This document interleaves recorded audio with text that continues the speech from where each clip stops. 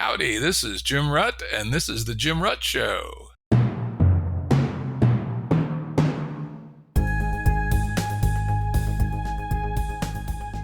Listeners have asked us to provide pointers to some of the resources we talk about on the show.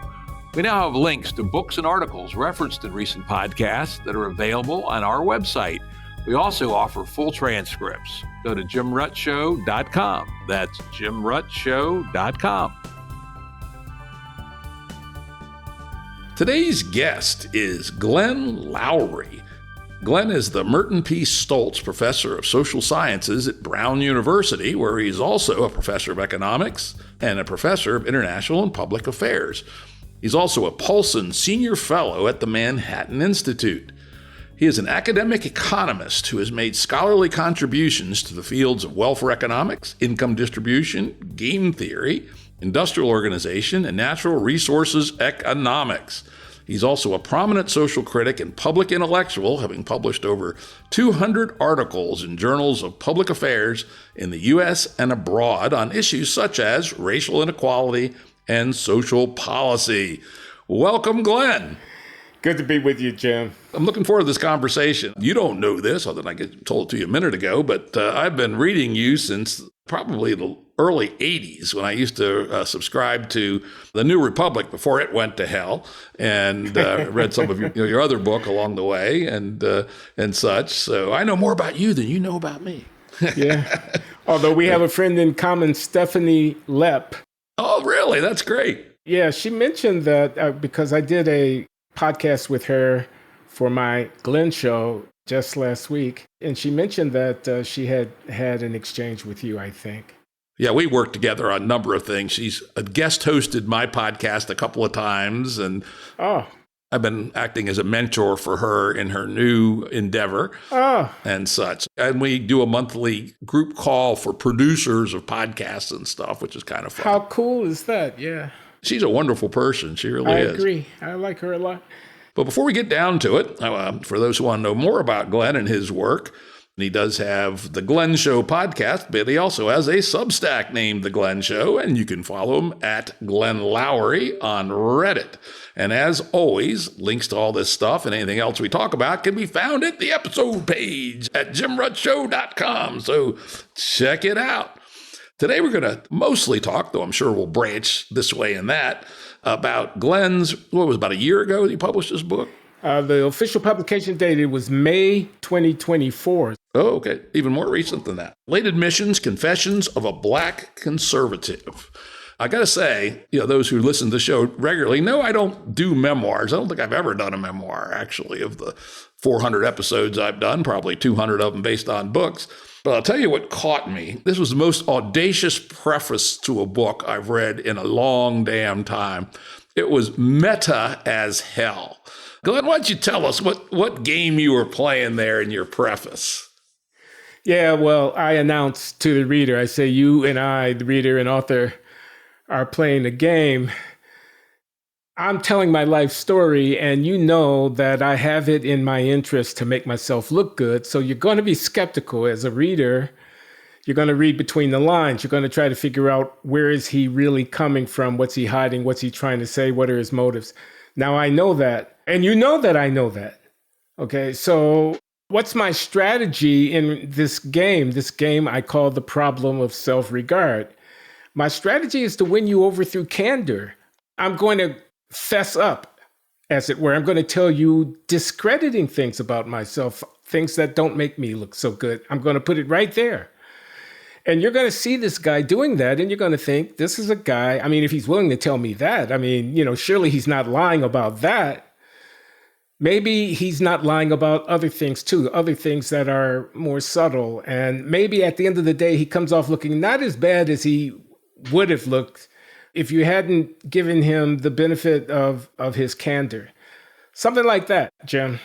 That's a good description, but doesn't do justice to the brilliance of the writing. It's like sucks you in and twists your head around about 3 different ways. And then you realize he's a magician who's told you the trick that he's going to do, but doesn't quite tell you how he's going to do it. And then he pulls the trick on you anyway, and you don't notice. I love the way you put that. And I have to give credit where credit is due. I'm trained as an economist, game theory.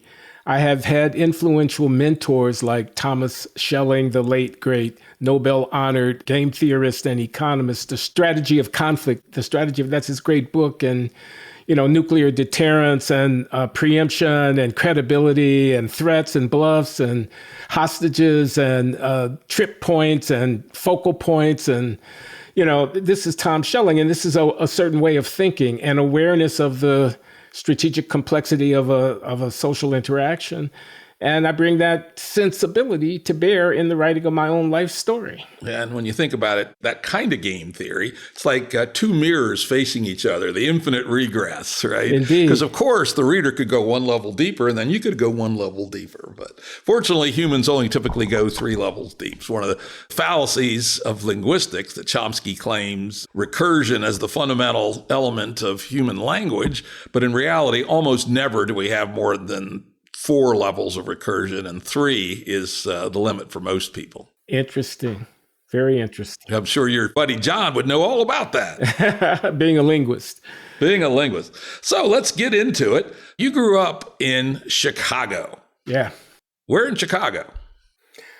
On the south side of Chicago, in a neighborhood called Park Manor, which was a pleasant residential district with single-family modest homes and small-scale apartment buildings with trees and grass and fruit trees in the backyard and aspiring upper working class, lower middle class Negro families. It was a nice neighborhood, and I was lucky. I grew up in my aunt's house, my mother's sister, who was a small businesswoman and a social acolyte, and whose husband was a hustler and a barber and a shopkeeper who worked 20 hours a day to keep my aunt in the style to which she was accustomed. My aunt had a grand house in this relatively stable neighborhood. It was a neighborhood that had been all white in the 1950s and had quickly converted to being all black by the time I was a teenager in the early 1960s. Chicago.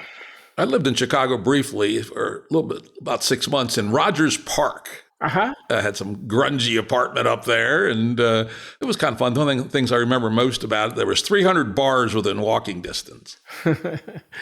Yeah, I know Rogers Park. That's on the north side. That's getting close to Evanston, where I went to school at Northwestern University. So I used to drive through Rogers Park 4 or 5 times a week when I was a kid. Yeah, it was about 2 blocks from Loyola University. And so your family was part of the great migration of Black people, known as Negroes at the time they did it, that moved out of the South and moved to the North to get away from the racist motherfuckers in the South, to not put too fine an edge on it. Is that pretty close? Yeah, I might not have put it that way, but that's accurate.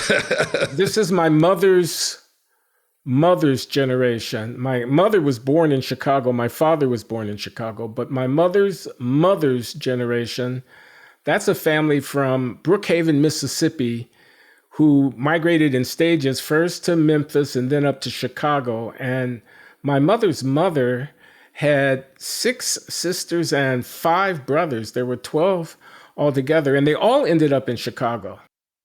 My mother's family. And that was in the years just after World War I. My mother was born in 1928. So yeah, they were a part of the early stages of the Great Migration. The Goodins, that's their name, my mother's maiden name. They were a part of that social upheaval of Negroes moving from the Deep South up to Chicago. The Illinois Central Railroad, that was the highway. Interesting. You talk about the great aunts. So I assume that was your mother's sisters. Correct. Yeah, they sounded like they were quite some ladies. Oh, yeah, they were wheelers and dealers and whatnot. They actually owned property in, relatively prosperous neighborhoods of Chicago. Chicago, a very segregated city, in the 1930s and the 1940s. My mother tells of my great aunt making bathtub gin during the Prohibition days. I don't know about that. Maybe that's a kind of a fairy tale or something of family lore. But they were impressive women. Yeah. And your aunt, I guess your mother's sister, Eloise, reminds me a lot of my grandmother, who was this ultra respectable lady, despite the fact that she had very little money. And she made goddamn sure that all the relatives also were respectable. In fact, when she died, one of the things somebody said about her that was a quote from her, she said, "A rut was hanged as a horse thief in the 19th century, but no rut has ever been divorced." And then I can tell you, within 2 years of the time Grandma Winifred passed, there was a whole cascade of divorces. Well, okay. Tell us a little bit about Eloise. She clearly was a huge influence. She pronounced it Eloise. And yes, this is my mother's older sister.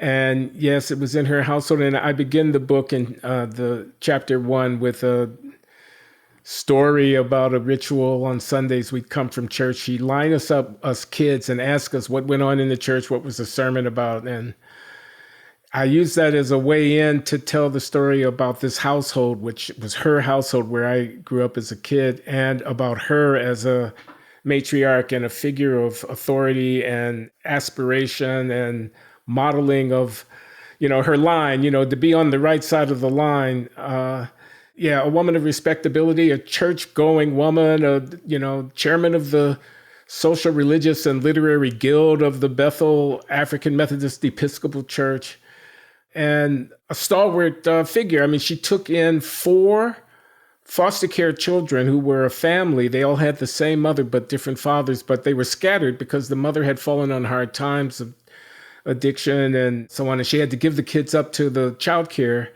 And my aunt found out about this family, and she adopted all 4 of these youngsters and brought them into her household. These were my cousins. We were all there together in the opening scene of my book, reporting back to her about church that day. This was this woman. She exerted a stabilizing influence on my upbringing because my mother, who was footloose and fancy-free, she wasn't the most responsible person. She had a beautiful nightingale's voice. She was a party girl. She liked having a good time. She had flings.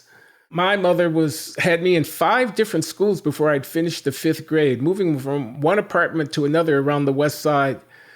And my aunt urged and encouraged and cajoled, and my mother decided to come and live in a small apartment upstairs in the back of this grand house that my aunt owned. And it's in that apartment, sleeping on the living room couch, when I got too old to share the second bedroom with my sister. The 3 of us, my mother, my sister, and I, lived there. And that's how I came up. And it was my aunt who presided over this environment that I've been describing. Yeah, it sounds like that was actually a damn good thing for you and your family, that you had this aunt to be the rock that your mother could be associated with. That's well put. So let's go a little bit into your high school days. And I was particularly taken, and of course the story takes a turn a couple times, with your relationship with your buddy Woody. Yeah. Well, again, a very conscious decision in the writing of the book to center Woody early on, because he was my best friend growing up. I was 10 years old when we moved in with Aunt Eloise, and Woody's family lived on the same block, but across the alley. There was an alleyway, 2 avenues, and an alley in between. And we were on Michigan Avenue, and they were on Indiana Avenue, and those are 2 parallel avenues. And the houses on the east side of one and the west side of the other, separated by the alley. It was 90 seconds from my porch to his back porch.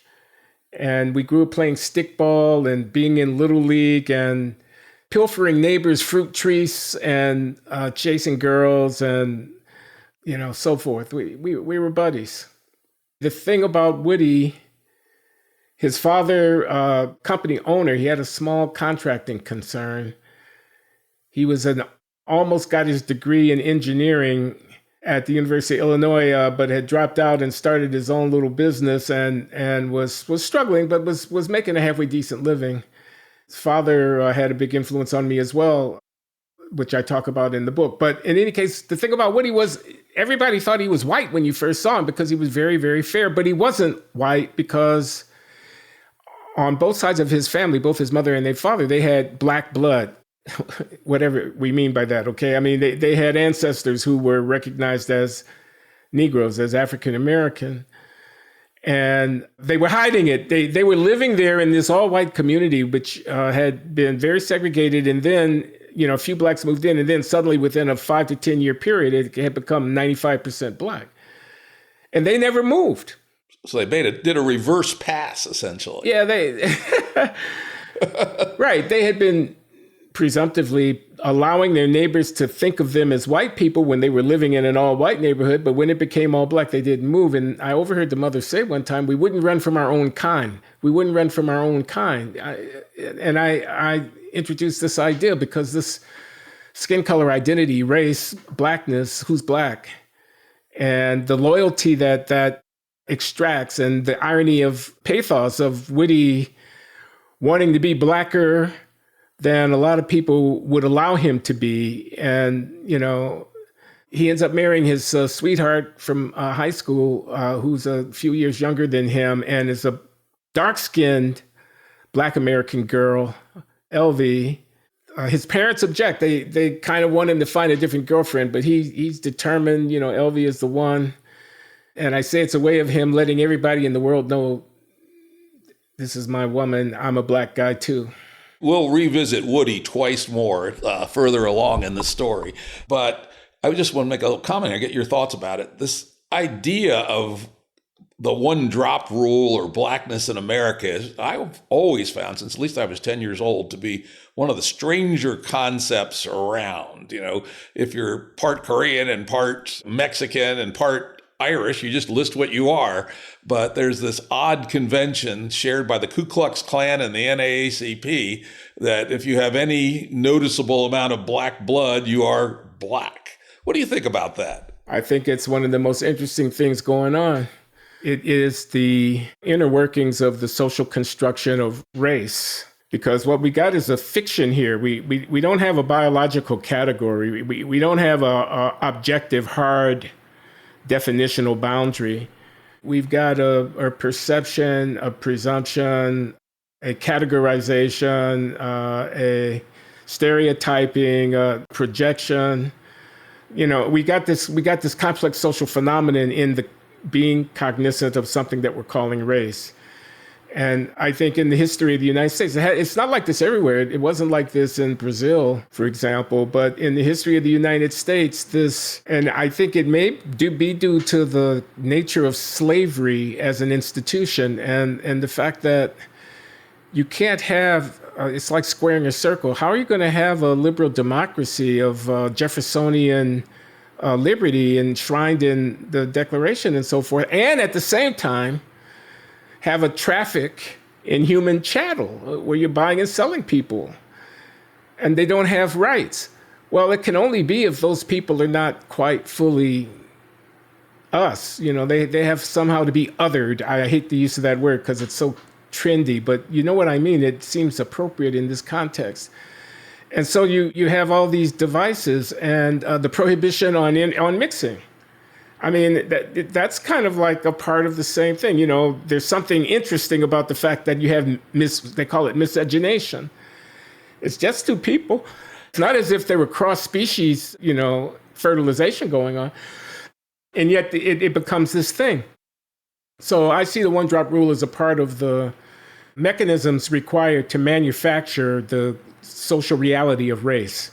Yeah, of course, the story is such a complicated one because in theory it was, the great sin to cross the color line and have sex, and yet 95% of blacks in America have white blood because the slave owners and their children thought there was nothing finer than having a black mistress, and they wouldn't even think of having a white girlfriend until they're 18 or 19. And so there was lots of sex and children born across the color line all the way back to the beginning of slavery. And yet, nominally, that never could happen. And here I live in Virginia, which was the starting place for Loving versus state of Virginia, which was amazingly 1967, I believe it was, very late in the day when the Supreme Court eventually had the good sense to say that those ridiculous anti-miscegenation laws were null and void. Well, yeah, you could tell a long story about race in the law that tracks this notion of the social construction of race, the legitimization of racial categorization and racial discrimination. But the 14th Amendment is supposed to set us free from all of that, isn't it? Supposed to, but they managed to find some, ridiculous loopholes. Plessy versus Ferguson being one of the two worst cases in American jurisprudence. The other one being the one in 1857, Dred Scott. Dred Scott and Plessy versus Ferguson are the two most, and the one with the Japanese internment, I would say the three worst Supreme Court decisions of all time. Karamatsu. Yeah. That's what, our system is not perfect, but those were some bad ones. We'll revisit race and social policy a little bit later, but let's stick to biography for a little bit. You were a bit of a player, or at least an aspiring player, when you were in high school, and that kind of led up to, shall we say, an adventure around your prom. Okay, so the backdrop is growing into my, masculinity and my manhood, and the influences of my uncles, my mother's brothers, who were notorious womanizers and, in their respective ways. The older of the two of them, Adlert, Adlert, and Alfred. The older, Adlert, was a debonair, silver-tongued, brilliant, handsome, athletic lawyer.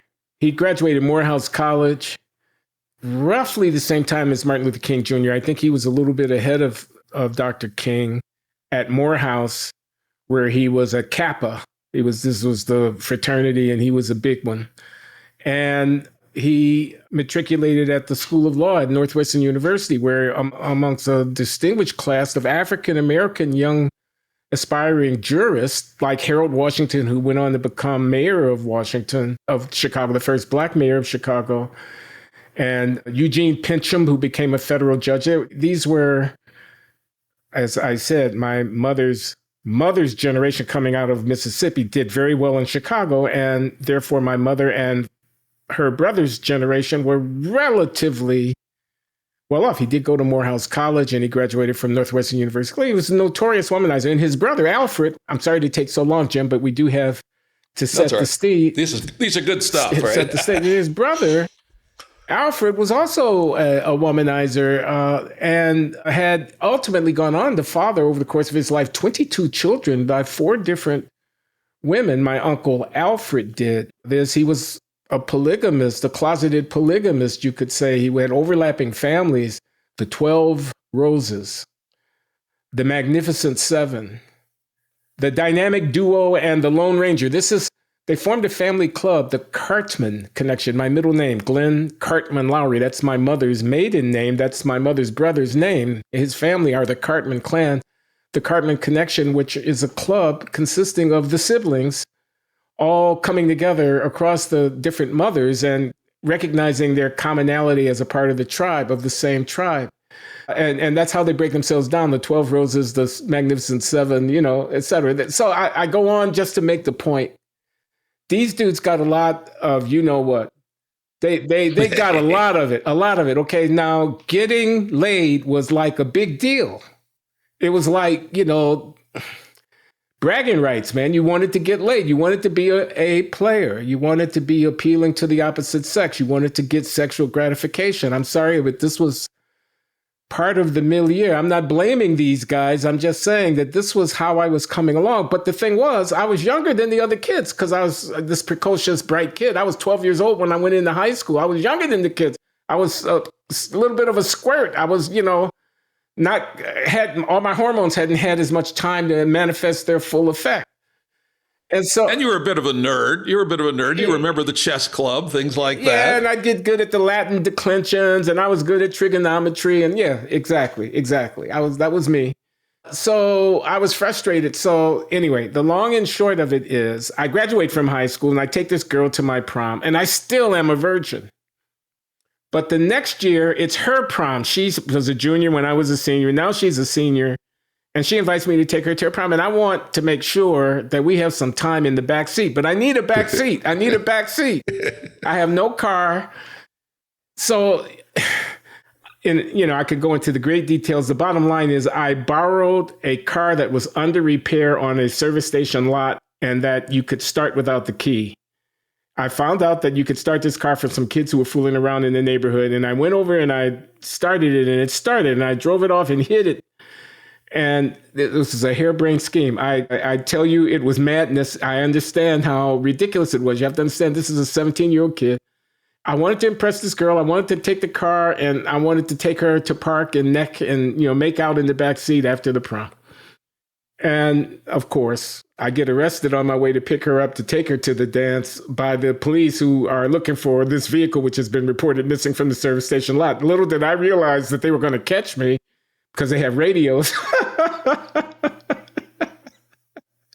And that's the story. I ended up with my father having to come and bail me out. Yeah, fortunately, they said, all right, wise ass, don't do that anymore, right? Yeah, I got a slap on the wrist because I was this nerdy kid who did a stupid thing. I was in a tuxedo. I was in my prom attire when they took me to the lockup.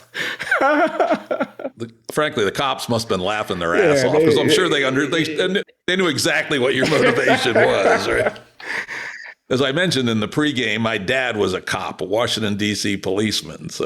And he told us many a crazy tale that he ran across in his days. And he would have loved to have told that story. Can you believe I saw some dude was going to try to get his girlfriend in the backseat, so he stole a car? But he was a nerdy ass kid, so we let him go. Dear. It's crazy. It's crazy when I think back about it. Unfortunately, today, with this kind of like zero tolerance bullshit from the popo, you might have actually gotten in much more serious trouble than you did if you did something like that today. You well might be right. I mean, I shudder to think. It was 1966. That was the year this happened. Yeah, in some ways, of course, the cops were worse in terms of blatant racism and beating. Where I grew up, cops beat you regularly, especially if you lied to them. And PG County, Maryland, famous for its violent police. But on the other hand, they'd let you go for things today they'd feel like they have to take you in on. So there was kind of cut both ways, I might not have gotten that break. But anyway, let's move on from there. You were this precocious, smart, mathy kid, and you graduated from high school when you're 16, I think. You were the class valedictorian. And then you went off to the quite good Illinois Institute of Technology. What happened there? Well, I messed up. I blew it. I didn't go to class. I horsed around. I had my buddies. We go joyriding, drinking vodka in the middle of the day, hanging around pool halls, trying to pick up girls.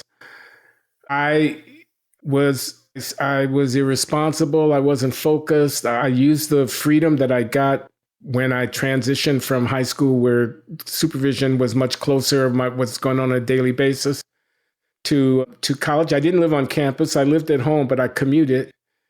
And I used that time to indulge myself and my, wanting to have a good time. Yeah. I don't know any other way of putting it. I disappointed my father, who had scraped together a little bit of money to give me a nest egg. Here, son, you're going off to college. And when he found out that I was in my second year being asked to take a leave of absence from school because of my poor grade performance, he said, I'll never give you another cent. You messed this up. And I ended up, with my girlfriend getting pregnant. That was where that led. I made friends with a guy from New York City who liked to smoke weed, and I was impressed with me taking him around the South Side pool hall scene, the storefront black pool halls, and who was just as footloose and fancy free as I was at that time. And, we didn't help each other. But yeah, that's what happened. The temptations of life on the street. Yeah. Yeah. And they're real. I mean, I grew up in a rough place too, not probably quite as rough, but I have to admit, when I came home from college in the summertime, I was quite the hooligan and hoodlum.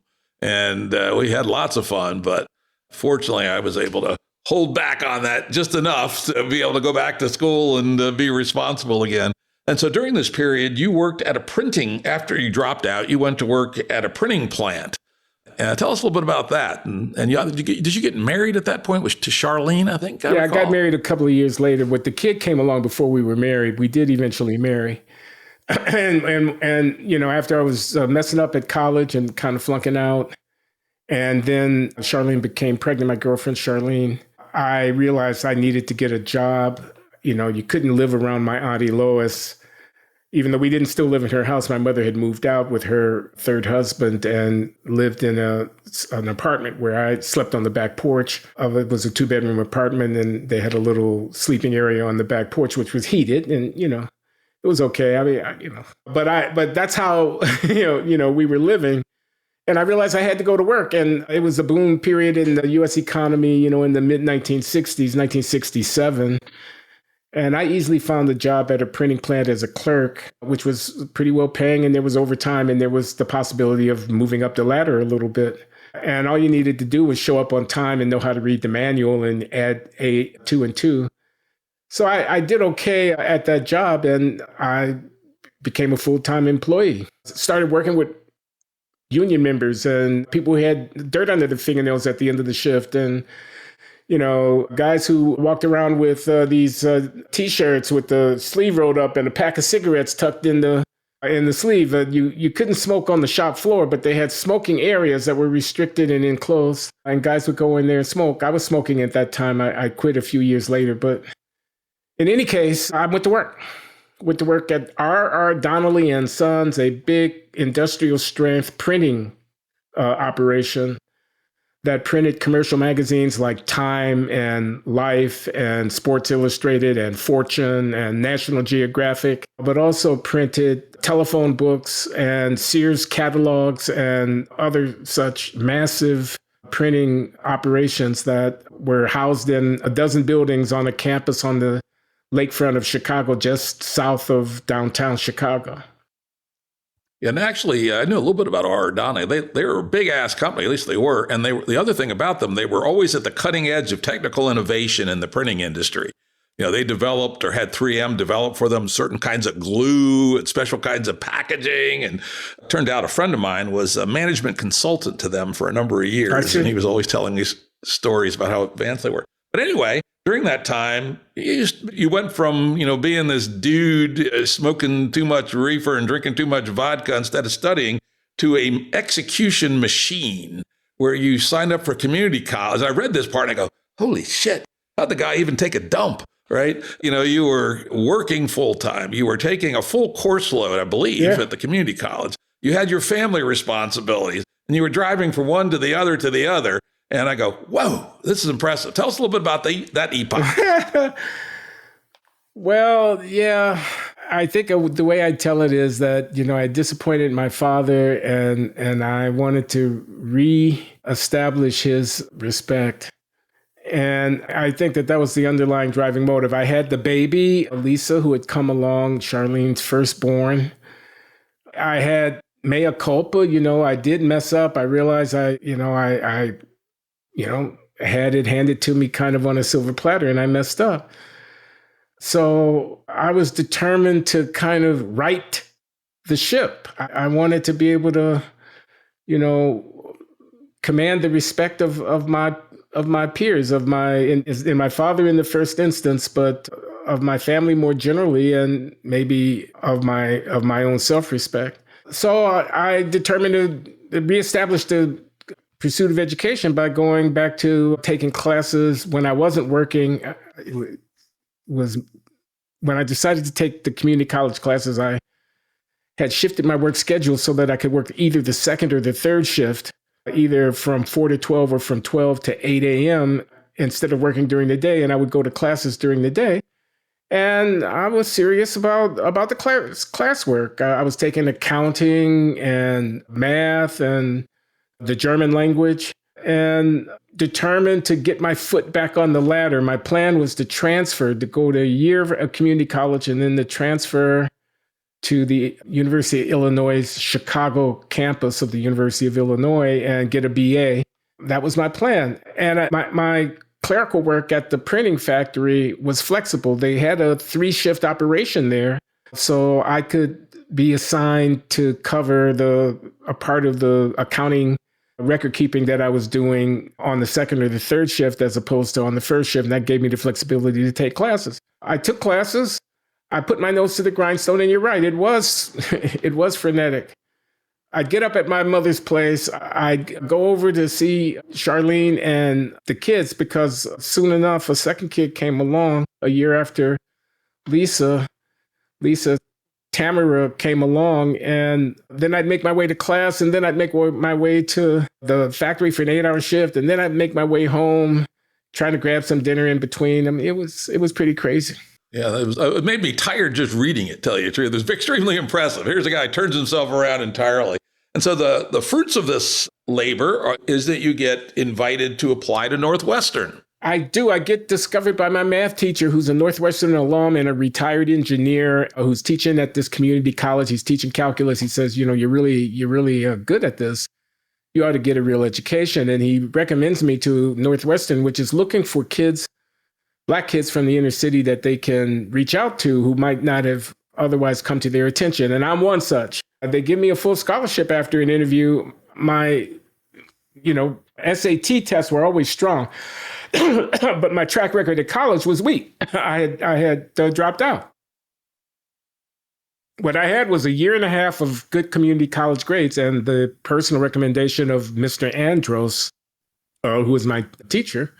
And they took a chance on me and let me in. And that was a life-changing opportunity for me.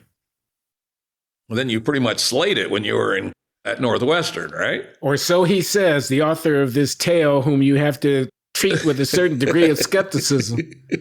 But yes, indeed, I did well. I aced everything. I was the star of math, and I was math major and an econ minor. And, after 2 years of straight A's and everything and taking graduate courses and whatnot, my professors in economics had pretty much persuaded me that I would be best served by pursuing a PhD in economics. And I went on to apply to top programs and get admitted in top programs. But yeah, I discovered the life of the mind at Northwestern University in 1970, 71, 72. I discovered what mathematical logic was. I discovered what political theory was, what existentialism and humanism and such were. I became aware that there was a lot to know. I mean, I can remember the Circular Tower Library, a newly built library complex at Northwestern, where when I'd get off on the third shift sometimes at 8 a.m. and I'd get up there and I'd had, 2 or 3 hours before my first class, I'd just wander in the stacks. And, it was like having build an encyclopedia that was as big as a building. I mean, there was just everything going on. I was interested in everything. And that's where I realized that I wanted to become and to be an intellectual, that I wanted to be a scholar as my life's work. Now, did you feel any dissonance? And looking at your family background, probably had more support than many in terms of your academic pursuits. Did you have some dissonance as a Black young man becoming dedicated to the life of the mind? Oh, no, although I can easily imagine that nowadays, some people might, it's too white, but how silly is that? And I don't mean to put anybody down. I just mean really, the inheritance of human culture, to limit yourself and your experience of it based upon that kind of a consideration of identity, that's a very small move. That's a infantilizing move. It's putting your head in the sand. It's know-nothingism. So no. Now, did I have a lot of role models of people I could look at and say, I want to be like him, because he looks like me? No, I didn't have that. And maybe it showed in the ways in which I handled or mishandled some of the other challenges that I faced coming along. But no, I never felt reticent about my enthusiasm. And I try to convey this sensibility in the book, my enthusiasm for the life of the mind and for ideas. That, hey, ho, Western Civ has got to go kind of sensibility, again, I'll say it's small, it's limiting, and we deserve better. And there's a lot to know, so. That's a wonderful place to have gotten to. And so you wrap up at Northwestern, do really good. and go on to your graduate studies in economics, where you get accepted at a bunch of places, and you chose to go to MIT. Is that right? Yeah, I tell in the book about I applied at Berkeley and Chicago and Harvard, MIT, and I did get accepted everywhere I applied. And, I tell about, the choice between Harvard and MIT was favorable to MIT because my teachers urged me to go to the department where the faculty were really interested in graduate education and were available and accessible. And that was MIT because that ethos was definitely a part of the MIT culture.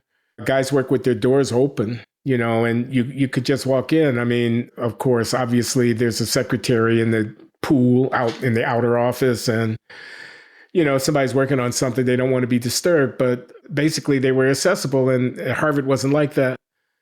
They also cautioned me against going to Chicago, the University of Chicago, the great tradition in economics there that I admire, and even in those days understood well enough to know that it was admirable, because they thought it too conservative, too ideologically free market oriented, and this was the Keynesian versus the monetarist, and this kind of idea, and central planning and governmental program versus free enterprise, and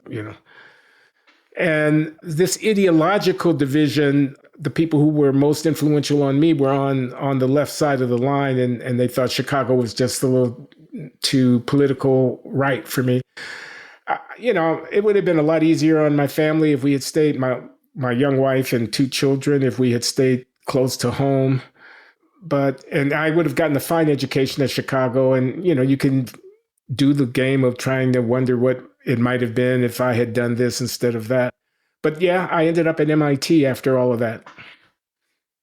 Yeah, we were there at the same time. I think you were there, 72 to 76? That's right. And I was there from 71 to 75. Oh, wow. How about that? What was your field?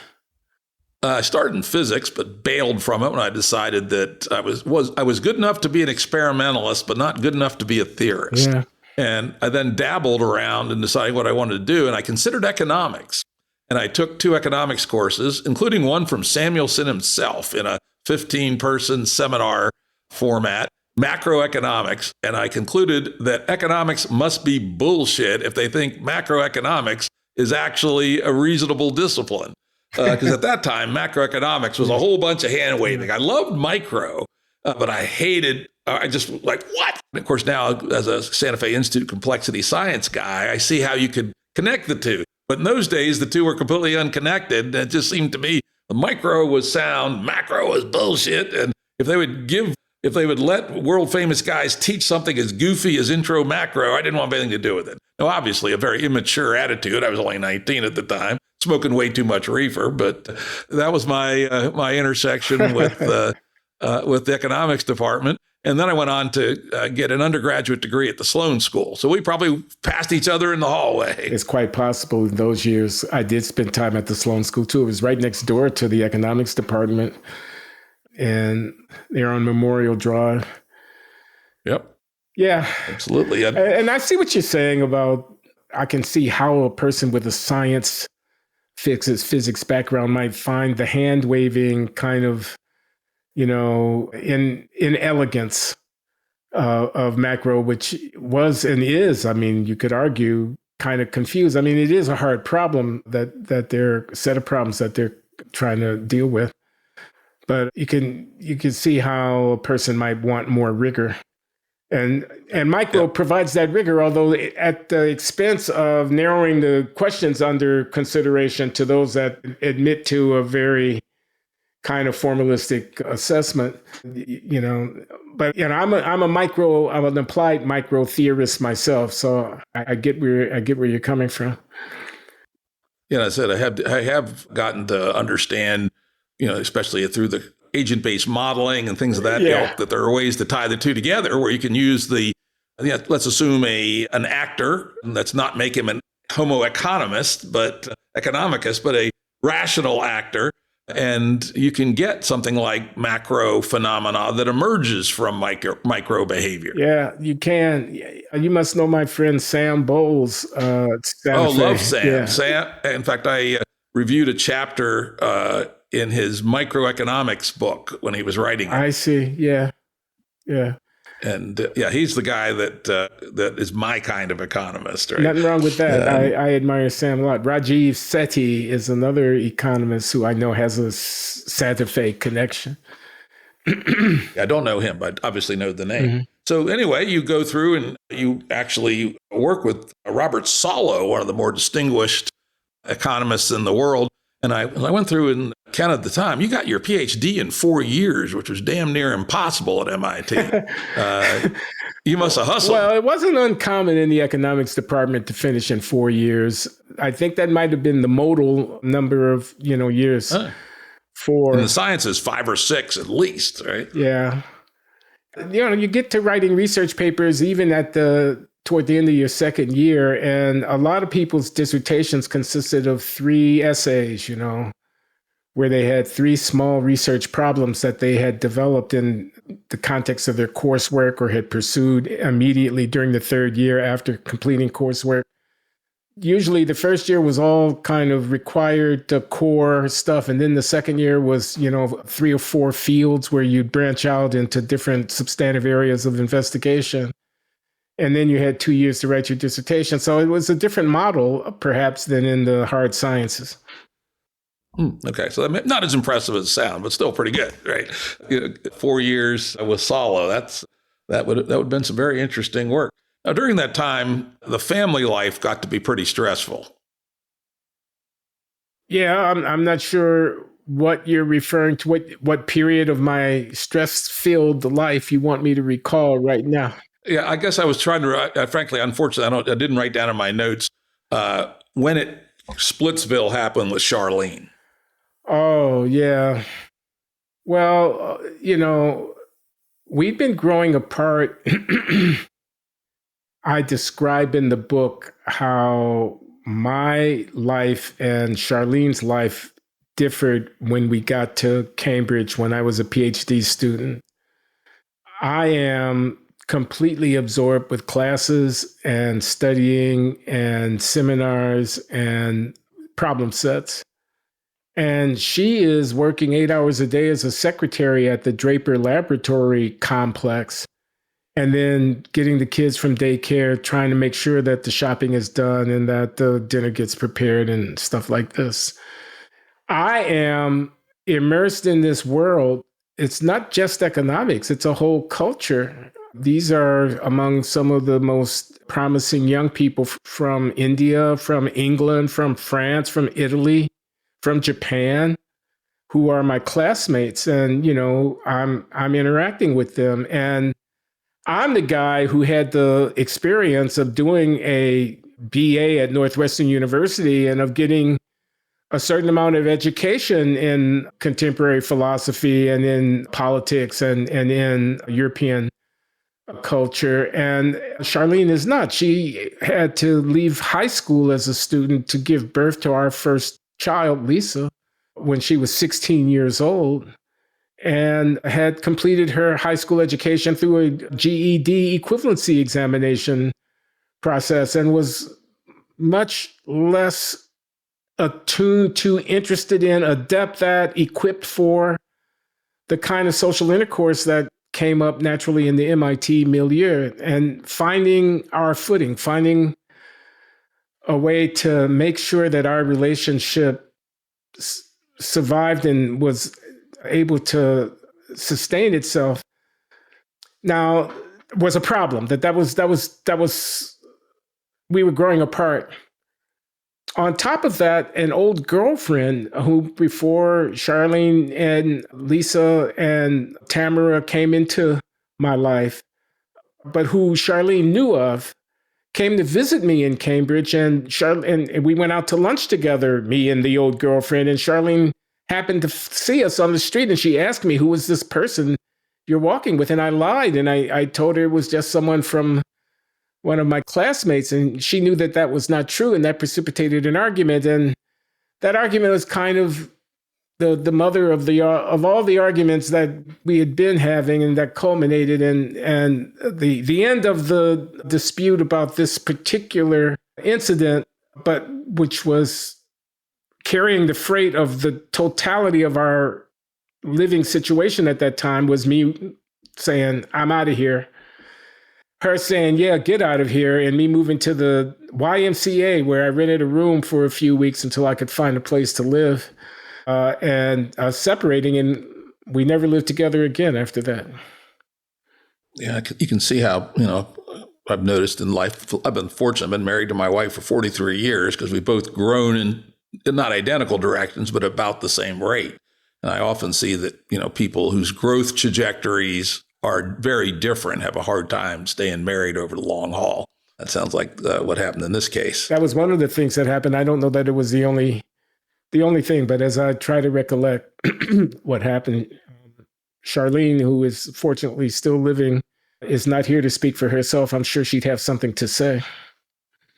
All right. Now let's get back to the idea space.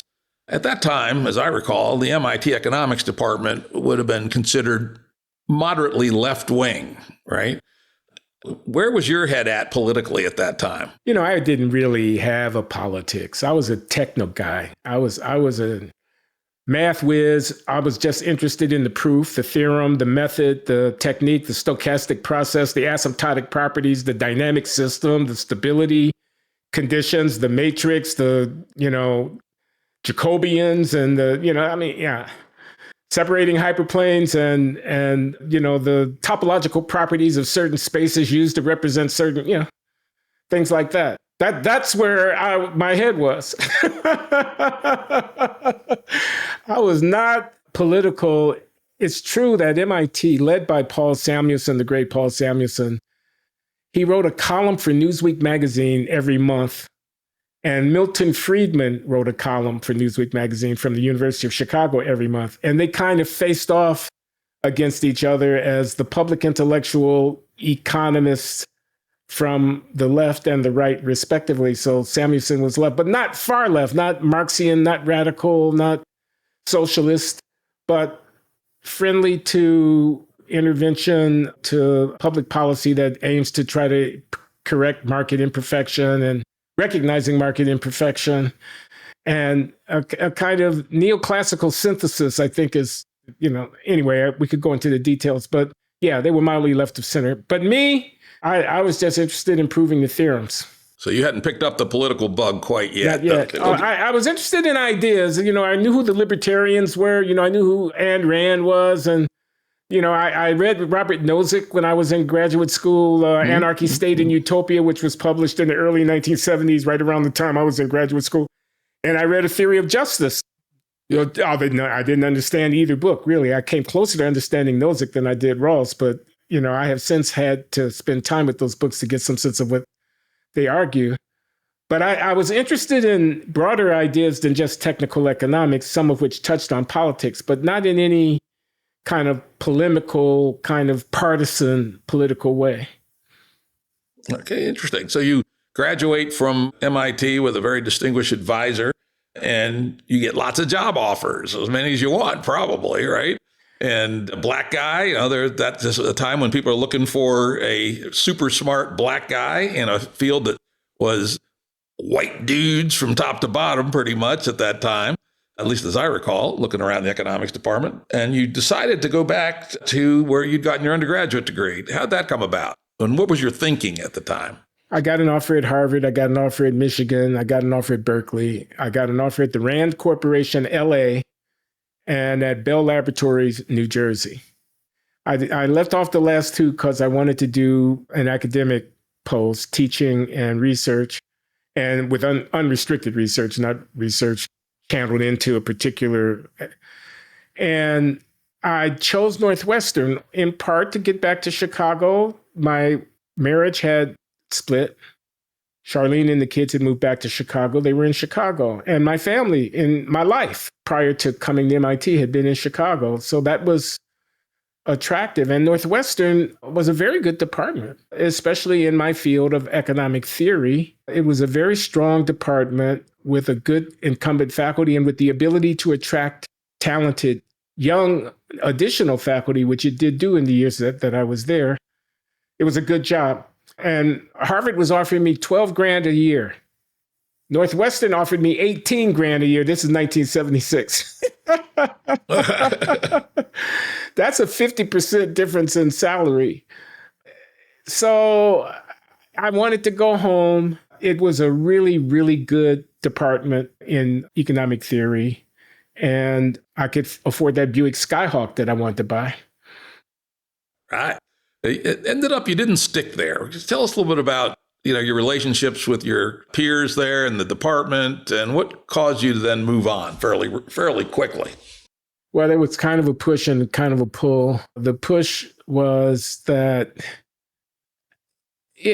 I kind of, so Marcus Alexis is an African-American economist, now deceased. He's very distinguished. You could look him up, Marcus Alexis. He's got, much to his credit, he was a professor at Northwestern when I was a student there, and he had taken me to some degree under his wing and was one of my mentors amongst the professoriate when I was a student at Northwestern, 1970, 71, 72, who influenced me. He was one of the influences.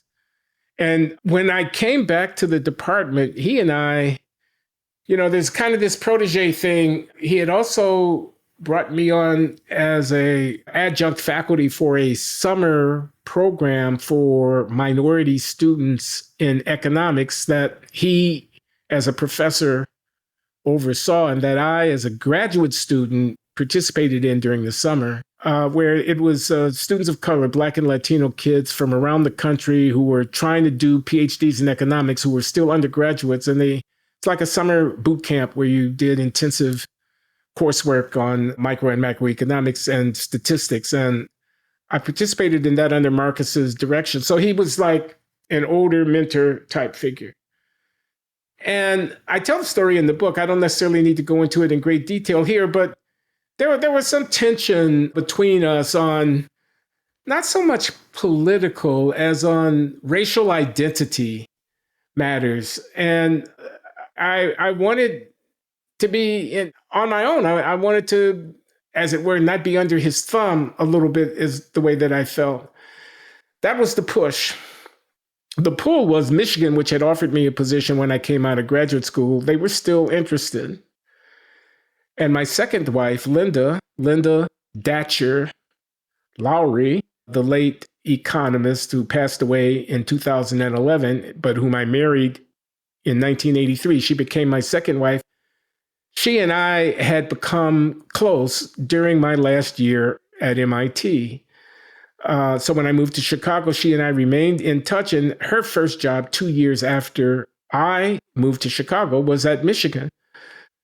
We moved together and became a couple in the year that I decided to decamp from Northwestern and accept Michigan's persistent entreaties to see me as a member of their faculty. I accepted.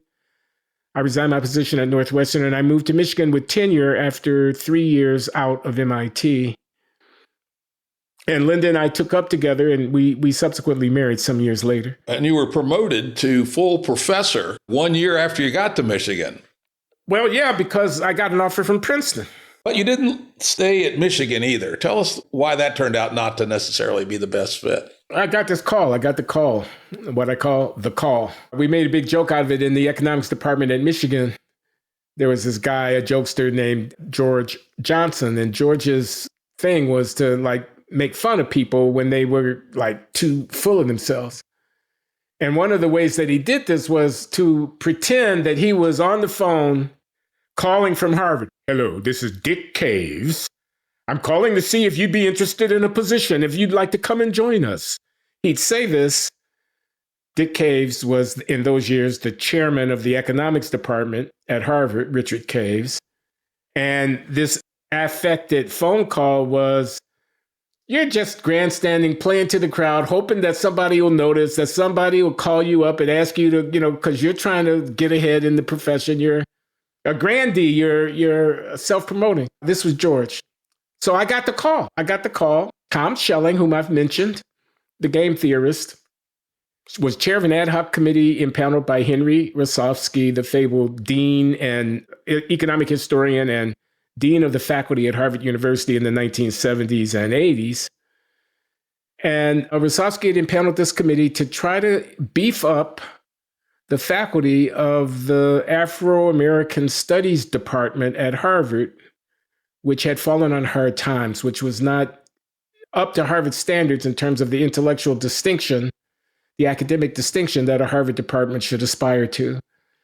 And so they went on massive searches in economics, in history, in English, American literature, hired Werner Solers, who is still there, is professor, I would assume by now, professor emeritus of literature at Harvard, and the late Nathan Huggins, a distinguished African-American historian, were hired, and I was hired by this committee in economics in a joint appointment between the economics department and the Afro-American Studies department. I was propositioned while at Michigan by Tom Schelling and the committee as to whether I'd entertain the offer. I went out there. I had dinner at the president's house. I met people. I looked around. Linda and I were by then close to marrying. They found a postdoc for her for 2 years at the Kennedy School while she looked around for a position that worked out for her. She ended up getting a job at Tufts,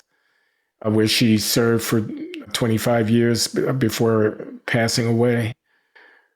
But I took the job at Harvard, coming from Michigan as professor of economics and of Afro-American studies with responsibilities in both departments. What was your thinking? I mean, it's a big change from being a nerd math economist to spending half your time in African American studies, which, as far as I know, doesn't have much math in it at all. I suppose you could apply Markov chains to it if you wanted to, but that must have been a big life decision to decide to cut your intellectual life into two parts. Tell us about your thinking and what brought you to make the decision to say yes to that. Well, they sold me on it. Harvard did. I was already walking a line, and I try to describe that line in the book. I go back to my graduate school days, and I talk about a talking to that I got from Dick Eckhouse, Richard Eckhouse, the late, he passed away last year, development economist, a man who trained the likes of Paul Krugman, Jeffrey Sachs, and other very prominent economists were mentored by Dick Eckhouse. And he was the faculty advisor to the outreach program that MIT established to try to recruit students of color, Black students, to their PhD program. And I had a relationship with Richard. I would go into his office and talk to him about this or about that. And oftentimes he would take the initiative in those conversations with giving advice, because I was a standout student. I was Black. I was at MIT, and Richard took an interest in me.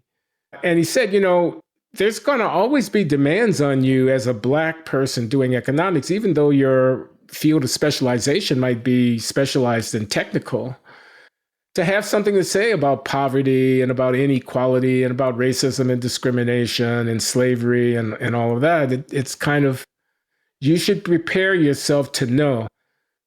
And in the decisions about what courses to take, do I take urban economics or do I take monetary economics? Do I take development economics or do I take fiscal economics? Do I take economic history focused on the 19th century American experience, or do I take international economics that gives me an idea about how growth has been uneven in the global context? There were all these kinds of decisions to make. And as the years are 1972, 73, 74. Black power is still alive. South Africa hasn't had Sharpsville yet. It hasn't had Soweto yet. Not really. The struggle still has decades yet to go in South Africa. It's mobilizing people. People are political. Are you an economist who just happens to be Black, or are you a Black economist? That's the kind of question you'd get from people. You're privileged. You have access to this great citadel of learning. How are you using that privilege on behalf of social good is a question that you would receive.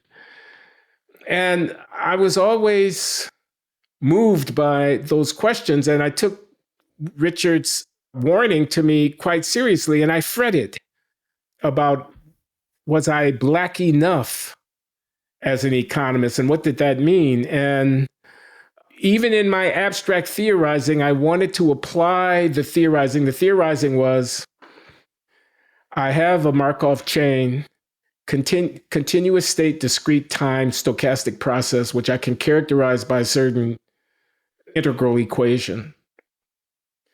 Under what circumstances, what are the conditions sufficient to know that regardless of the initial distribution characteristic of this stochastic process, the asymptotic behavior of it will be of a particular kind? It'll go to a stationary state with enough iteration, regardless of where it starts out at. Because I want to use that stationary state as a sufficient statistic for the inequality embodying content of the transition process, if you get what I'm saying. Exactly. It's an attractor state, right? Yeah, it's an attractor state for a dynamical system, and the move from state T to state T plus one, iteration T to T plus one, can be represented in a certain mathematical way. And I want to know what specific qualities of that mathematical representation are sufficient to ensure a unique, globally stable attractor. And I set up a framework, and I proved this kind of thing, But what's the framework? The framework is inequality in society, because the stochastic process is modeling the outcome of dynamic income producing processes for individual families. And there's an element of chance in that, and that generates a random system, and that allows me to carry out this program. Anyway, you can see that it's very abstruse, but it's about inequality. And that's kind of like where I was. That was one chapter of my dissertation. Another chapter of my dissertation where I introduced the phrase social capital. I'm saying I want to know whether the Blacks will catch up if you discriminate against them in the past, but you stop discriminating against them at a certain point in time, and otherwise the system of economic interactions is fair. Does the weight of history eventually wash out? Under what circumstances will the weight of history eventually wash out? And what I was able to prove in my formalistic way was that if you had social as well as economic processes that were going on side by side, and they were both consequential for economic outcomes, the social processes are things like stable, integrated neighborhoods, residential neighborhoods where people don't move, friendship and commercial and business interactions that cut across the racial lines, peer groups where the informal interaction, families where the internal non-market processes are materially consequential for personal development. And if you had race infecting those processes as well as economic market processes, then the economic inequality wouldn't necessarily disappear, even if you had complete equal opportunity on the economic side. That was another one of my problems that I set for myself in my dissertation. Sorry to go on so long, but just to say, you asked me, how did I get to taking up this bifurcated intellectual portfolio? I had already, for a decade before I got to Harvard, been worrying about how to be a Black economist, how to be both a technically proficient and renowned contributor to the canon of economic theory, but also a person whose intellectual work could be counted on as part of the effort to make the world a better place. This is maybe a tough question, but is that assumption that you have to go that way unfair to a Black person who wants to be a serious scholar? White people don't have that, that thing hanging over them that they need to be both a very top economist who is Black, but also be a Black economist. Is that an unfair burden to put on a Black economist? It's a burden for sure. I think unfair is a separate question. I talk in the book about how a couple of Jewish guys, Steve Chevelle and Meyer Cohn, they were a couple of years ahead of me as graduate students when I got to MIT, but my reputation preceded me and I did well on the first semester. And so they knew that I was up and coming and I'm Black, and that made me stand out. And they took me aside. We were chatting over lunch one day, and they asked me if I knew who David Blackwell was. David Blackwell is an African-American. He's now deceased, a great statistician who was the first Black person to have tenure at the University of California, Berkeley, in any discipline. And he got tenure there in like 1955 or 1956 or something like that. But David Blackwell, was a contemporary mathematical statistician, a contemporary of Kenneth Arrow, the great economist. And they actually overlapped in the work groups at the Rand Corporation, which used to have a very distinguished high-level mathematical statistics study group there. And Blackwell and Arrow were colleagues there. Anyway, David Blackwell, they asked me if I knew who he was. And I did know who he was because he was a great statistician. He was Black. And I discovered him when I was an undergraduate. I actually wrote him as a idol, somebody I really admired, with a naive question for academic advice because he's Black and he was a distinguished mathematician and I was a math whiz when I was in college. I had written him and he responded to my letter. So I knew who David Blackwell was. And they said to me, these Jewish guys, they said, you want to do something for your people? Be like David Blackwell. Be the best technical economist that you can be. Don't let your research be driven by your desire to do something for Black people. Do something on the problems that you're interested in at the highest possible level of technical virtuosity and let the chips fall where they may.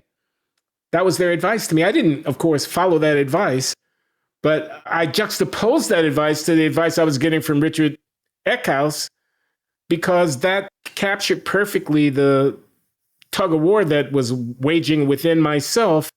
And it explains why I produced dissertations which are ostensibly about inequality, but which are really about the behavior of discrete time, continuous state, Markov chains as t goes to infinity.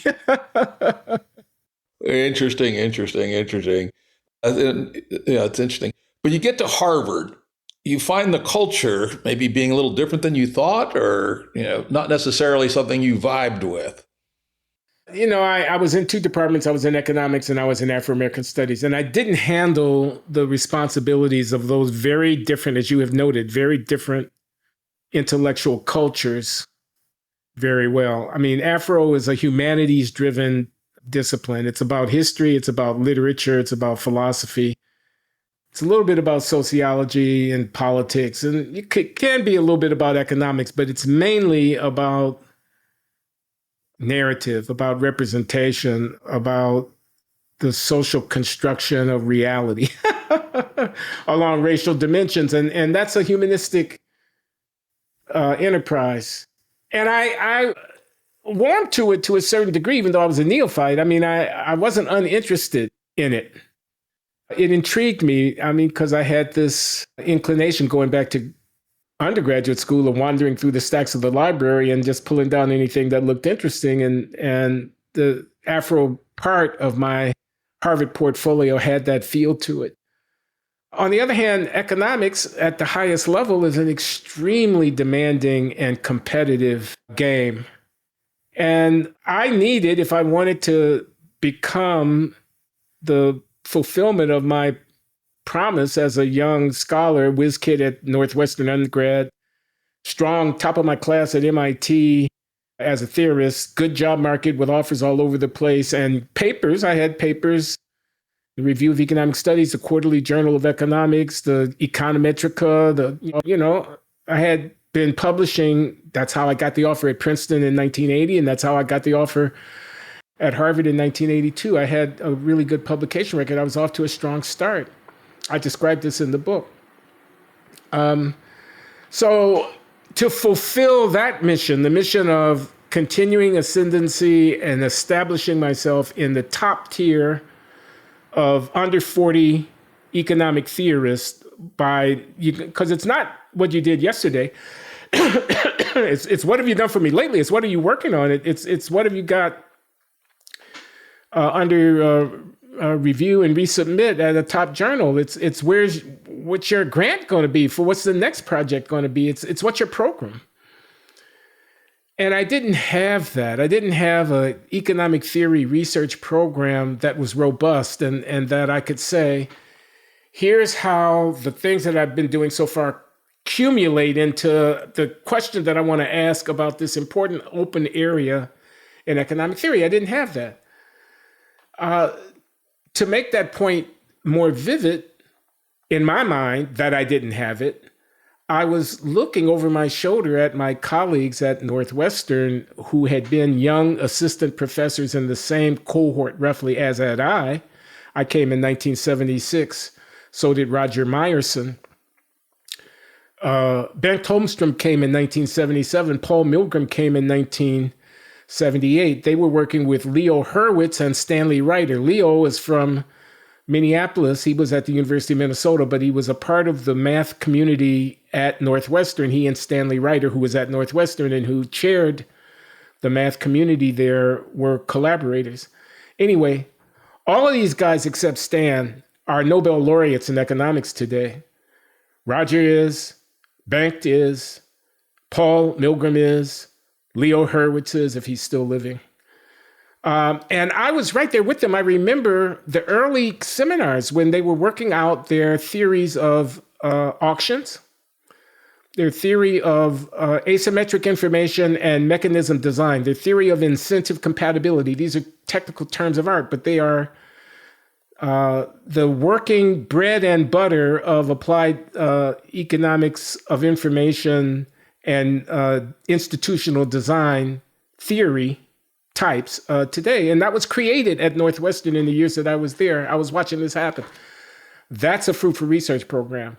That's what it means to be a player in the economic theory game.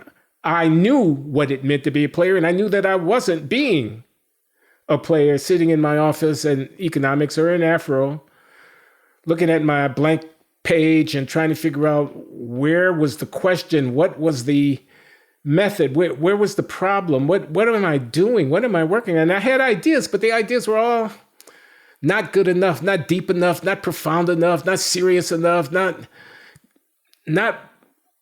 good enough. And I choked. I panicked. I lost my nerve. I said, I don't know if I can stick this out. I cannot bear the thought of being mediocre at something, of just being an also-ran. And when the opportunity to move out of economics altogether and out of the appointment that I had at Harvard in the Faculty of Arts and Sciences, which had my joint responsibilities, and into the Kennedy School of Government, where the role I would play would be more of a, you're a theorist, yeah, and you do math modeling, and every now and then you'll flash that at us, but you're really working on public policy and political and contemporary partisan, argument. You're really trying to get your piece in the Atlantic Monthly or in the New Republic, as opposed to the American Economic Review or Econometrica. You're really trying to influence policymakers. The teaching that you're doing is not just to fuzzy-cheeked, bright teenagers and young adolescents, but it's to military officers and senior political officials who've come in for executive training programs to learn how to sharpen their exercise of their responsibilities in the management of public affairs. And I took the chance to get out of the game of economic theory, which I was losing because I couldn't find my way in the maze at Harvard, and to jump into the public intellectual game, where I wasn't half bad because I could write pretty well. I could speak, on my feet.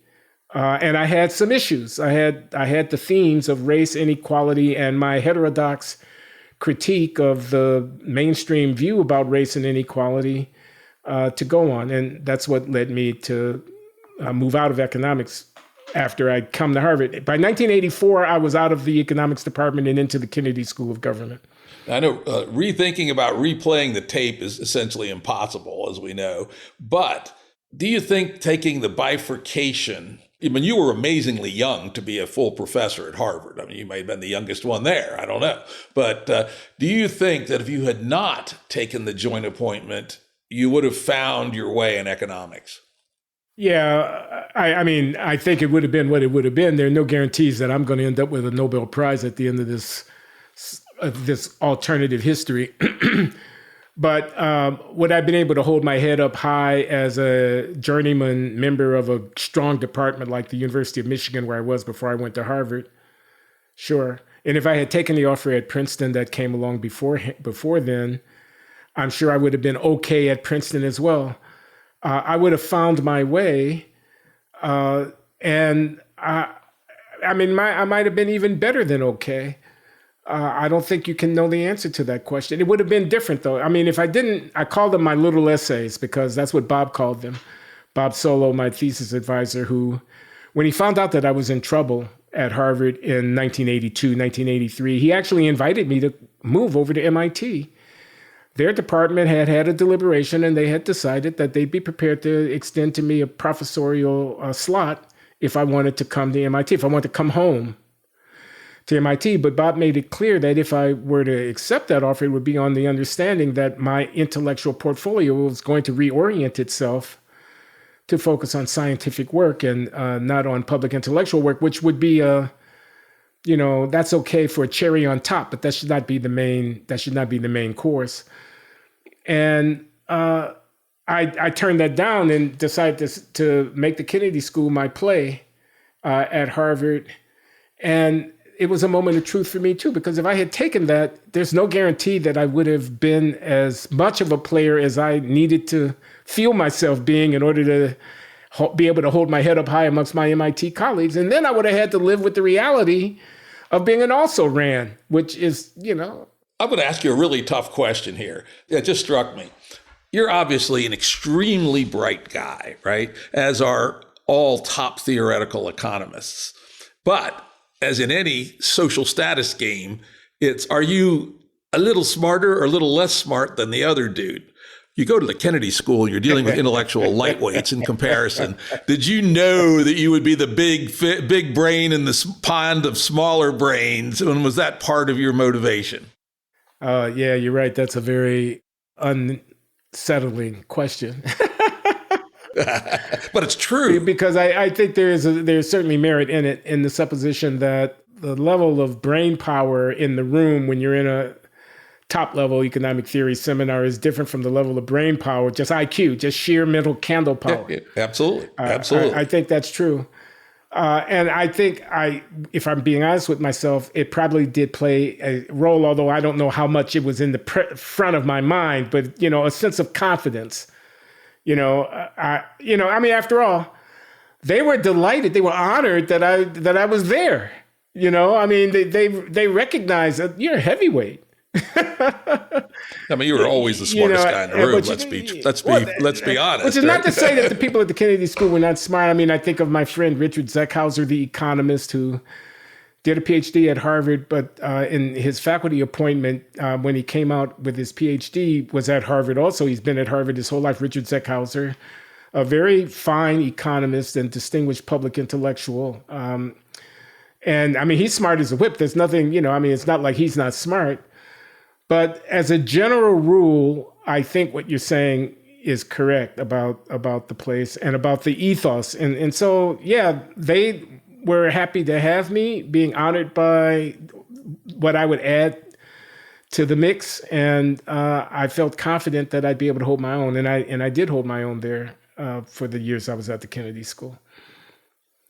Now, you're having these amazing successes, not without bumps and, decisions that maybe you would have made differently or not, but you are clearly a star in your academic life, a very bright star and with a huge future and all this. But there were things going on in your private life and kind of, at least my reading of it, reached its denouement with the relationship with Pamela. Maybe you could talk a little bit about what led to that and then what happened. The bottom line is, through these years, in the early years of my marriage to Linda Datcher Loury, in the period that I was going through my career challenges at Harvard, I was leading a double life. I was doing a lot of running the streets late at night, hooking up, hanging out in bars, smoking weed, and ultimately, and developing illicit extramarital relationships. And they were numerous. And I describe most of them in the book. I say at the book, I couldn't tell it all because, the thing would never end. And that's not bragging, that's a confession, And I'm catting around and I'm using it, this double life as a way of dealing with some psychological challenges with the enemy within, what I call the enemy within in the book, because I have identity issues. I mean, I'm again, it's about being Black. It's about being Black enough. I don't want to lose my connection to my roots somehow. I don't want to become one of those effete, snobbish, alienated from the ghetto, from the real gritty authenticity of the thing. I don't want to become one of those Black guys, one of those second or third generation middle-class African-American, I called them the Negro cognoscenti. They knew a lot about what fork to use at dinner and what wine went with what entree, but they didn't know anything about how to cop weed in the projects, and how to go into the bar and pick up the girl that is there to be picked up and not make a fool out of yourself. They didn't know anything about that, and I knew how to do that. So I did it as a way of proving to myself, was it really this? I fear to confess to you and to your audience that it was this. As a way of proving to myself that I hadn't lost touch with my roots. Even though I had, of course, lost touch with my roots, because how could I have reached my full developmental potential without, as it were, losing touch with my roots? So I was doing that. And Pamela Foster was like the culmination of this process, in that she was a young woman with whom I give her name because her name is easily, if you go Glenn Loury Mistress in Google, you'll probably find her name. 1986, 87. And she writes occasionally from Smith College, where she's a student, and then she graduates. And I answer, she's an admirer of my pieces in the New Republic, just like you, Jim. Luckily, I'm straight. and I reply to these cordially and more or less helpfully. And she graduates, and she says, I get your advice. And so she lives in New York. I'm in DC. I say, why don't you come down to DC? We can meet for a drink and we can get to know each other. And she does. I'm at a meeting at the Hay Adams Hotel, which is a high-end hotel near the White House in Washington, DC, which has exquisite rooms, one of which I am occupying as I'm there for a meeting. And we have a drink in the bar, and I, basically proposition her. I invite her up to my room, and she says yes, and that begins a torrid affair. And I go head over heels for this young woman, and I end up moving her from New York, where her job has just reached its expiration date and her lease on her apartment is expired. And she's footloose and fancy free. And I say, why don't you come up to Boston? I'll take care of you, and we can carry on. And she does, and we do. Until we don't. Because it's all told in the book. I tell the whole gritty, all the details in the book. We get into a fight. In the fight, I throw her out of the apartment. I mean to say, I literally put her out. She doesn't want to go to the other side of the door, and I close the door. I touch her. I put my hands on her. I don't strike her. I don't kick her. I don't abuse her. I don't believe I injure her, but she files an assault charge against me based upon that altercation. And I get publicly humiliated because I have to present myself for booking. And I have to be arraigned.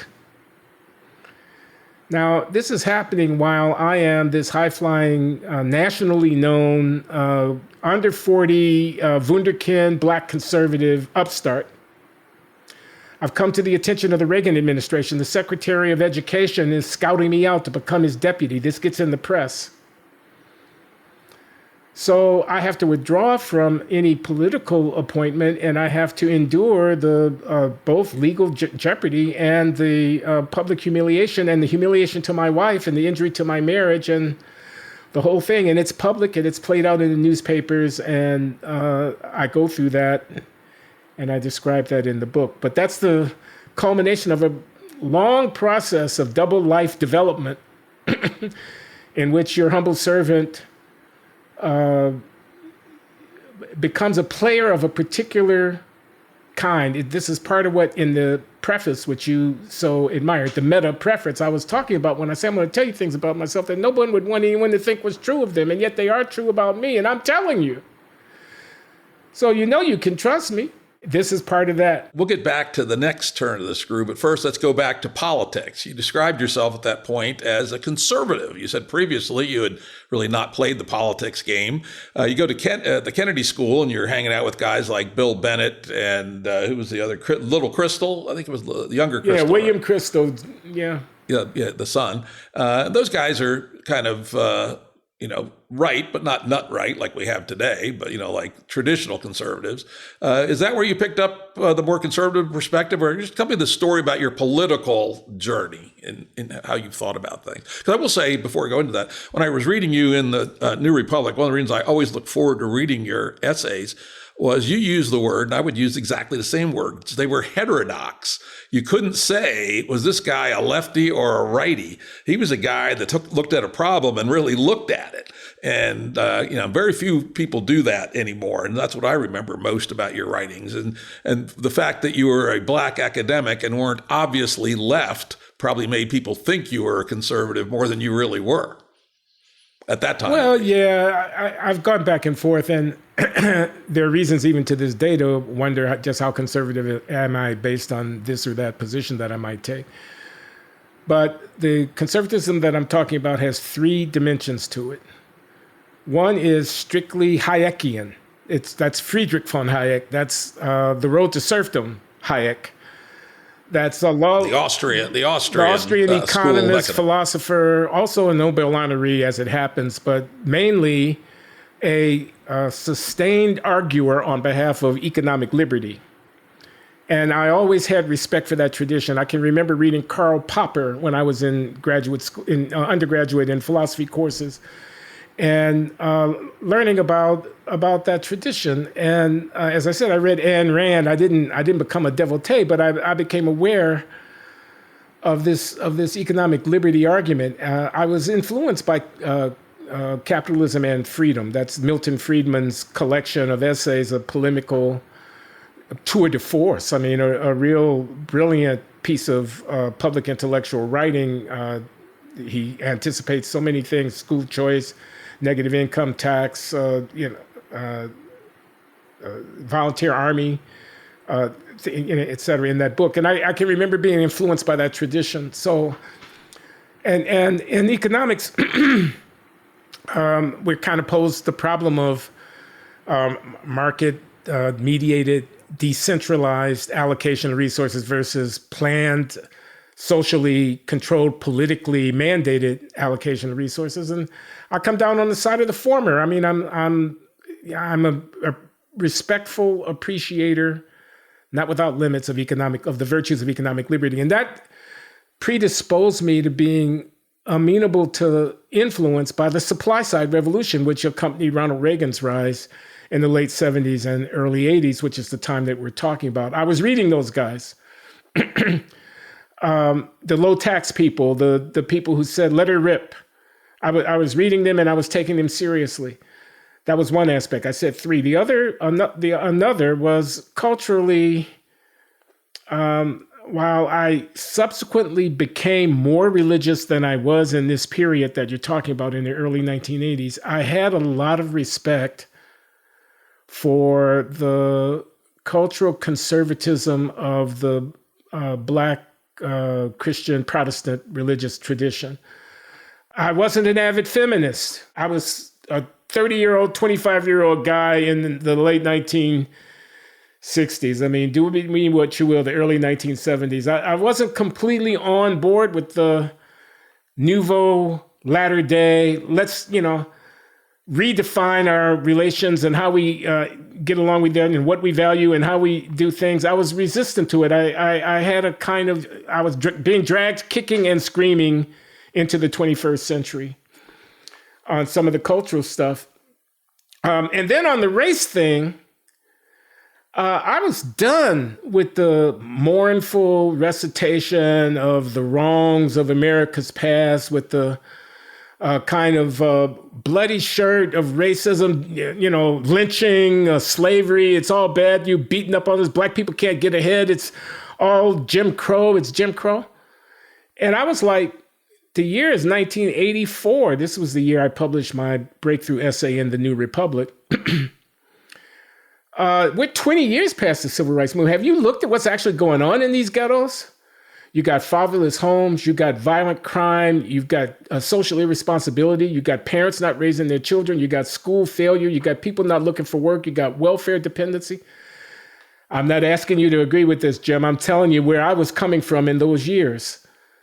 And it was like the glass is way more than half full here in the United States of America under democratic capitalism at the end of the 20th century. We had better man up and woman up.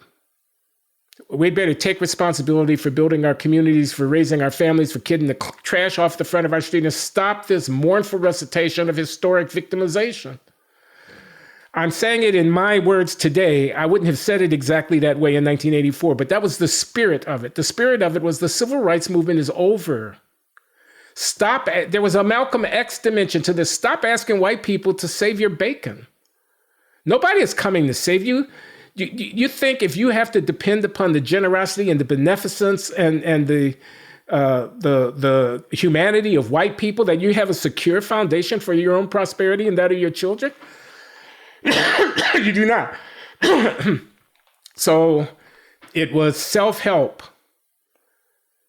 not anti-discrimination and anti-racism that was my guiding light. And that made me conservative. The cultural reticence made me conservative, and the economic free exchange orientation made me conservative. And that's why I called myself a conservative. Interesting. While this intellectual growth was going on, you continued to be a player in the secret part of your life, and you really hit rock bottom 6 months later. Hit that very quickly, because I'm really much more interested in the upside on the other side of it than I am hitting bottom. So maybe just do the quick hitting bottom, and then talk about how you then turned it around. You're referring to my cocaine addiction in the year after crack cocaine. Crack cocaine. The year after Pamela Foster, the fiasco. That was May, June of 1987. In the following year, 6 months, I found myself wandering into a cul-de-sac, into a blind alley. And that was using to escape the feelings of depression and bereft sense of desolation that I was experiencing in the wake of the public humiliation and career devastating consequences of my being accused, subsequently not exonerated, just the charges were dropped because she didn't pursue it, because I didn't assault her, but never mind. In the wake of that, I started using cocaine, and the cocaine use escalated to smoking, crystallized cocaine, cooked up in a process that involves using a little baking soda and causing a chemical reaction that causes the cocaine to crystallize, form, and you can smoke it. And I learned how to do that, and I started smoking it. And I got to the point where there was nothing else that I would rather do. And I'm a full professor at Harvard. And I have this this double life in spades, this flaming double life. And I get caught. I get caught by the Boston police in possession of these controlled substances, marijuana and crack cocaine. And that becomes now a second public scandal. And I go into treatment, and the treatment doesn't take. And I relapse, and I go into inpatient treatment at the McLean Psychiatric Hospital, a renowned in Belmont, Massachusetts, a renowned psychiatric hospital that has all manner of treatment going on, including treatment for compulsive behavior and addiction. And that doesn't take. I relapse after that, and I go back and I go into a halfway house, and finally living in a halfway house in Irish Boston, run by a grizzled old former Boston police officer named Bob Brown, full of, at any given time, 15 men or so who are all determined not to use, not to drink, not to shoot up, not to smoke, not to snort, because we're in recovery. And living in there day to day. And I lived in that halfway house for 5 months between June of 1987 and 1988 and Thanksgiving of 1988. And finally, I was able to stop using cocaine. And in the process of going into recovery, I also submitted myself gradually, but ultimately with great enthusiasm, to my Christian faith, my acknowledgement of my Lord and Savior, Jesus Christ, and became a devout Christian and a practicing member of a growing congregation in Boston. All of this evolved in the years afterwards, but it had its genesis in this period between January of 1988, when I first began to seriously seek treatment for cocaine addiction, and the subsequent developments in my life that came about after that. But there was a 2-year period there where I was, my primary challenge was not to use. Today, it's one day at a time. I only have to not use today. And if I can get through today without using, tomorrow I'll be here and I'll deal with it and whatnot, but let me not use today. And I put together 6 months, I put together a year, I put together 3 years, 5 years. And you did it. I was able to get away from that, and I was able to rebuild my life, my marriage with my wife. We had 2 beautiful children, Glenn II, who's 35 years old now, and Nehemiah, his brother, who's 3 years younger. Our marriage was restored after a fashion. Our family was born, the family that Linda and I brought into the world together, was born in these years after the crash, the crash of the late 1980s. I survived it. I stopped using cocaine, and I became a born-again Christian. Was baptized. Quite a story. Regular listeners know I am a extreme atheist, actually, even though I was raised as a Catholic. Uh-huh. And I did notice in the book that you started having your doubts about religion after a while. Where did you actually end up? That's one of the themes. And I guess where I am now is, I'm going to say agnostic. And I'll explain it this way. I cannot believe what I affirmed when I became a born-again Christian, which was that a man was raised from the dead and that he still lives. I don't believe that. I cannot get myself to believe that because it contradicts my reasonable assessment of what can and can't happen in the world. I know there are arguments and people will write in and they'll tell me, whatever. On the other hand, that religious community that I was a part of was a wonderful thing. And the seeking that people were engaged in to try to ground their lives in a meaningful understanding of the ordering of the nature of things, where they are deists, that's where they've planted their flag. But what they're trying to do is this, to deal with our existential condition of meaninglessness. And I get that people are troubled by that and are in pursuit of something to ground their whole understanding of the existence in which they are embedded in. I mean, I know that sounded like gibberish and double talk. I respect the quest. Yeah, no, it's not at all gibberish and double talk. In fact, the work that I do in the social change area is all about addressing the meaning crisis that was left, that we do need something to fill the hole that God filled, right? There's a reason that every culture known to anthropology had religion. And, sort of post-Nietzsche, that's left a hole in the soul of Western people. And we have not figured out successfully how to fill that hole yet. So it's a real thing. No, I don't think that was gibberish at all. I think you were hitting exactly on it. So you found religion, you were able to put your marriage back together of sorts. The story of I'm going to jump quickly through some things in the story. Linda, the long-suffering wife, seemed to have been a really wonderful person. Linda was a wonderful person. Let me not let that go by without the opportunity to... Better than you deserve, probably. Oh, without any question.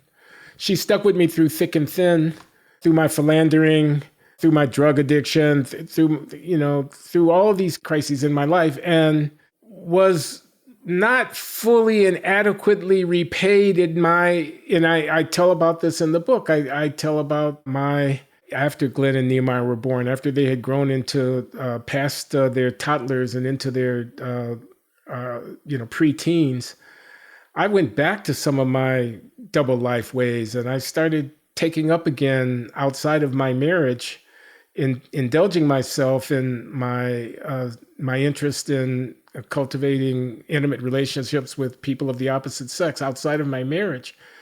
Even though I had professed as a born-again Christian, and even though Linda and I at our 10th anniversary had celebrated this wonderful Renaissance, she subsequently was diagnosed with metastatic breast cancer and went through nearly a decade of struggle with the disease, where we were married and where I wasn't always faithful to her. And she expired at the age of 59, a distinguished economist, a loving mother, and a faithful wife. And I got a lot better than I deserved from her, and she didn't get what she deserved from me. I think it's fair to say. I don't dispute that.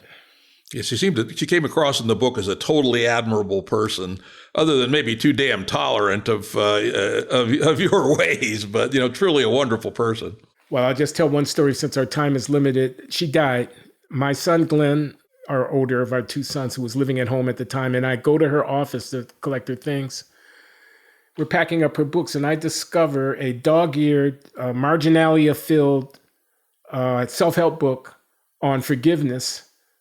And I'm thumbing through it. And in the marginal comments, I realized that some of her study of the book was motivated by her processing things that had happened in our relationship where I was the object of her effort to forgive.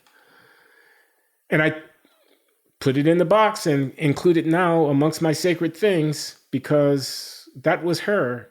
She was trying to teach herself how to forgive me. Beautiful. Beautiful. So let's turn back now to your intellectual and political trajectory. So we're talking up to about 1987, 88 here. You're at the Kennedy School. You're hanging out with some conservative folks. You call yourself a conservative. In some ways you are, some ways you're not. But give me a 10-minute riff on where your public policy, public affairs, political life went over the next arc of years. Well, it's a story of growing up in Chicago. I was kind of naturally a centrist Democrat, a black Democrat, kind of thing. I mean, I didn't have a real politics, but I was soft left. Coming out of MIT and through the early Reagan years, I moved right and became kind of a neoconservative, not the invade Iraq neocon, but you might need to ratchet up the criminal penalties, and you might want to worry about the disincentives on the welfare transfer program kind of neocon. I went through the crisis. I depoliticized for a while. I said, time out. I'm not going to do the polemic culture war stuff anymore. I'm going to get back to technical economics. And I did kind of do that, but it didn't stick because I'd had a taste of the limelight as a critical commentator, because I had a voice and because I had some things to say. The pages of the New Republic were still open to me. I can remember in the years during the mid and late 90s, I was writing regularly for the New Republic. They had a weekly feature called Hard Questions, which was a rotating column amongst people like me and Michael Walzer and Michael Sandel and other prominent political thinkers, if I can put myself in that company. And we were regular contributors to the Republic. So I had a voice, and I got drawn back into talking about public affairs. But I moved left. I kind of repudiated my Reagan years. There were a number of things that got me doing that. I talk about it in the book. I say there were 3 books that were published between 1994 and 1997 that were especially noteworthy. The Bell Curve on Intelligence by Herrnstein and Murray. America in Black and White by Abigail and Stephen Thernstrom, who were friends of mine and who wrote a very conservative race appraisal of America's racial circumstance, taking a long view, taking a view back to the Civil War. And The End of Racism, which was Dinesh D'Souza, which was a cartoon, and I don't mean to disparage D'Souza, but it was what you would expect from Dinesh D'Souza. On the race question, The End of Racism, it was glib, it was snide, it was sophomoric, it was insulting, it was irrational. You know, Black people live in communities where the streets are littered with alcohol, urine, and blood. You know, kind of stuff like that. Anyway, it was a book put out by the American Enterprise Institute and touted as bright young wunderkind journalist. The next Bill Buckley writes his God and Man at Yale treatise on the social ills of America's race debate. And I just couldn't stomach it. So I moved left. I became a anti-anti. At first, I was an anti-civil rights establishment, anti-racism. Then I became an anti-anti-antis. So there's anti-racism, there's anti-anti-racism, and then there's anti-anti-anti-racism. And that's kind of where I found myself. And the other issue that really drove me left was mass incarceration. I was watching the jails fill up. I was watching the outsized number of African Americans incarcerated. I was watching the negative impact of prisons on Black communities and was alarmed at it and took it up as a cause. The early mutterings in this direction were included in my Du Bois lectures, which were published by Harvard University Press as a small book, The Anatomy of Racial Inequality, where I came down against colorblindness and in favor of affirmative action and against anti-welfare stuff. So I was kind of a social democrat. I was left. In those years. And the anti-incarceration period culminated in 2007 when I delivered the Tanner Lectures at Stanford, and I published a small book, Race, Incarceration, and American Values, based on those lectures. And I was decrying the inhumanity of America's criminal justice system from the left. So that happened. But I ended up moving right again. That's why I called my book Confessions of a Black Conservative. And to make a long story short, it's a reaction against the reactions against the spate of police killings of Black men, the Black Lives Matter, the anti-racism movements shot in the arm that was Trayvon Martin and Michael Brown and Tamir Rice and Eric Garner and Freddie Gray and all the way up ultimately to George Floyd. And I had deep concerns, and the summer of 2020 only solidified me in these concerns about how bad for the country and bad for Black communities ourselves were these developments. I understand that this is a very controversial thing that I'm saying, and I'm not giving you or anybody else a chance to fully rebut it since we're at the end of the hour.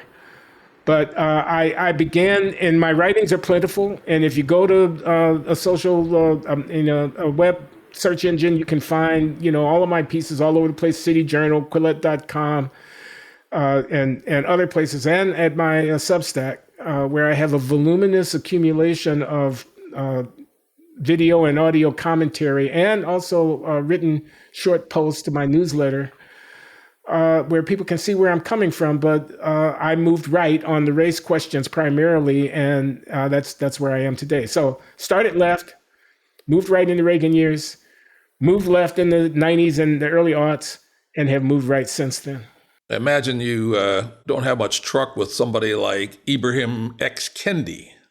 No, I think he's an empty suit. I've said so. I mean, with respect, I don't know how you can say that to somebody. I mean, without malicious intent.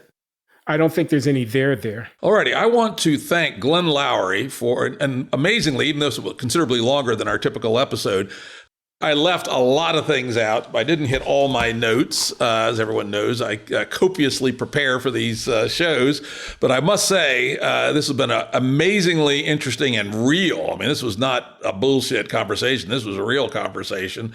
And the book's got even more good stuff in it than that. So if you want to hear more about this amazing tale, I strongly recommend Late Admissions, one of the better books I read in a while. And check out Glenn and John McWhorter. John McWhorter, is it? McWhorter, I know. Yeah, John, I think it is. Yeah, John McWhorter at the Glenn Show every other week. On the Glenn Show and all that. And so I want to thank Glenn Loury a lot for this rather long, and probably painful at times, very honest conversation. You're welcome, Jim. It was good to be with you. Audio production and editing by Andrew Blevins Productions. Music by Tom Muller at modernspacemusic.com.